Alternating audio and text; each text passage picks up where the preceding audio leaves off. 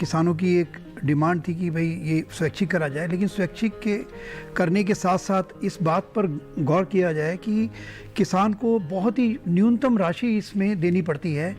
80% से ज़्यादा राशि जो है सरकार सब्सिडी के रूप में देती है।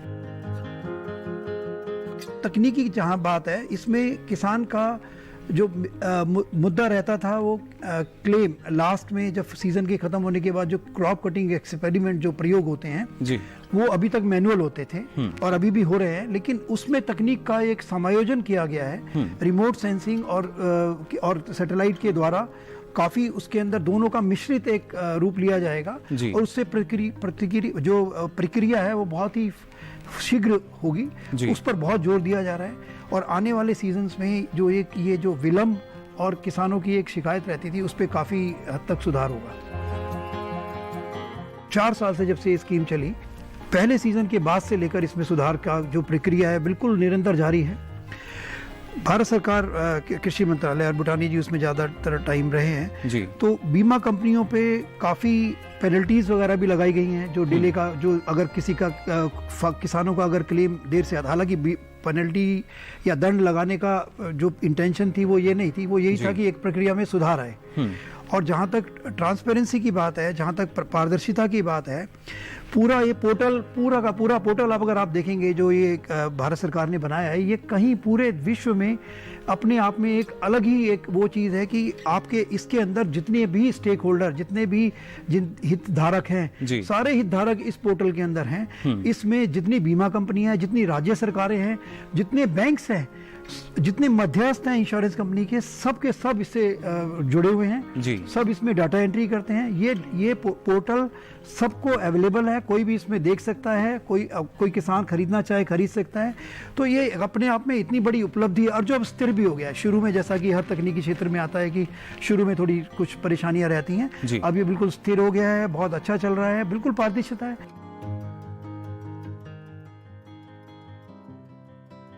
अब जो है सारी कंपनियों ने, जितनी भी कंपनियां इस स्कीम को लगा रही हैं, अपने व्यक्ति रखे हैं, अपना इंफ्रास्ट्रक्चर तैयार किया है, ऑफिस खोले हैं। एक तो ये है। दूसरा, जैसा मैंने कहा कि पोर्टल का स्थायी रूप से चलना एक बहुत हमारे लिए बहुत कारगर सिद्ध हुआ है। और बीमा कंपनियों ने अपने कॉल सेंटर, जैसे हमारा भी कॉल सेंटर है, और इस तरह के जो ग्रीवेंसीज हैं किसानों के, उसके लिए है, जागरूकता के लिए, प्रचार प्रसार के लिए जितने भी साधन उपलब्ध हैं। यहाँ तक कि भारत सरकार ने ये भी प्रावधान कर दिया स्कीम में कि 0.5% जो है प्रीमियम का जो है वो खर्चा सिर्फ प्रसार में जाएगा, और अगर वो कंपनी कोई नहीं कर पाएगी तो वो पैसा भारत सरकार वापस ले लेगी। इस कदर तक मतलब प्रचार प्रसार पे ध्यान दिया जा रहा है। जब भी किसान निर्णय करेगा, 2 किसान, या तो ऋणी किसान होगा जिसने लोन लिया हुआ है, केसीसी खुला हुआ है जी, या वो गैर ऋणी किसान होगा, जिसको स्वैच्छिक बीमा होना है।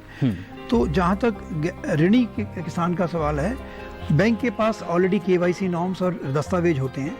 वो तो जैसे अगर उसने इस बार ऋणी किसान भी स्वैच्छिक है, अगर 1 हफ्ता पहले उसने फॉर्म भरा कि मुझे बीमा नहीं चाहिए, वो तो एक अलग बात है। अदर नहीं तो बैंक उसको स्वचालित प्रक्रिया द्वारा वो इंश्योरेंस हो जाएगा जी। उसको तो सिर्फ ये सुनिश्चित करना है कि 15 जुलाई से पहले कि हाँ भी मेरे बीमे की जो रकम है वो बैंक ने काट ली है और मेरी पासबुक के अंदर वो रकम डेबिट हो गई है, ताकि ये कंफर्म हो जाए, उसको पक्का हो जाए कि भाई मेरा बीमा हो गया है। ऋणी किसान के लिए तो कोई दस्तावेज की जरूरत नहीं जी। अब रह गई गैर ऋणी किसान की, उसमें भी जैसे एक तो आधार, जैसे मैं बताना चाहूँगा कि अब मैंडेटरी करा जा चुका है, तो एक तो वो उसके लिए केवाईसी के लिए ये हो गया। उसके अलावा जहाँ तक बीमा के, फसल बीमा का वो है, उसमें एक जो बीमा हित है जिसे हम इंश्योरेबल इंटरेस्ट बोलते हैं जी।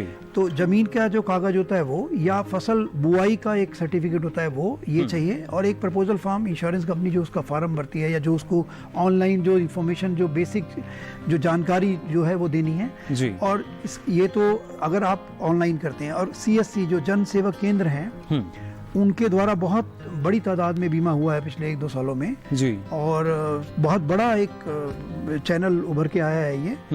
तो वहाँ पर भी यही दस्तावेज जो मैंने बताया गैर ऋणी किसानों के लिए, ये करने होते हैं। तो दस्तावेजों के, और इसकी जो है CSC तो कहीं पेपर को एक्सचेंज ही नहीं करता, सिर्फ सॉफ्ट कॉपी बना के उसका और वो जो है ऑनलाइन ट्रांसफर कर देता है। और पोर्टल के होने से दस्तावेजों का जो एक बहुत ज़्यादा एक स्वरूप था वो खत्म हो गया है।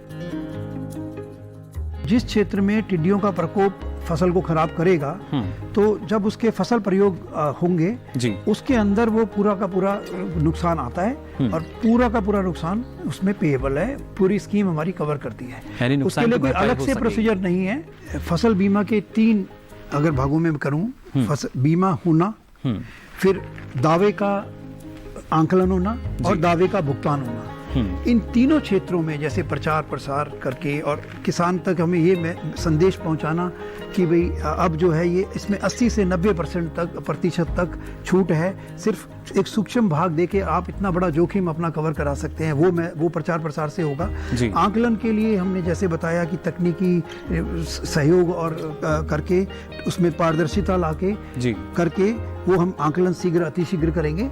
और असली जो बीमा का जो एक ऑब्जेक्टिव है, जो बीमा का एक ध्येय है कि वो किसान को जल्दी से जल्दी उसके खाते में पहुंचे, तो भारत सरकार ने DBT जो सीधा बैंक में खाते में किसान की राशि जाए, ऐसा कंपलसरी बिल्कुल कर दिया है। और इसको बहुत सूक्ष्म तरीके से मॉनिटर भी किया जा रहा है कि भाई कौन कंपनियों ने कितना आपने क्लेम दिए। पहले क्या होता था, चेक जा रहे हैं, चेक कहाँ पड़े हुए हैं, कितने दिन में उसके खाते में जाएगा, बैंक आगे किसान को पैसा ही नहीं भेजता था। अब लापरवाही की कोई संभावना नहीं है। विलंब भी बिल्कुल खत्म। DBT जो है सीधा बैंक किसान के बैंक खाते में पैसा जाएगा, ऐसा प्रावधान है हमारे यहाँ।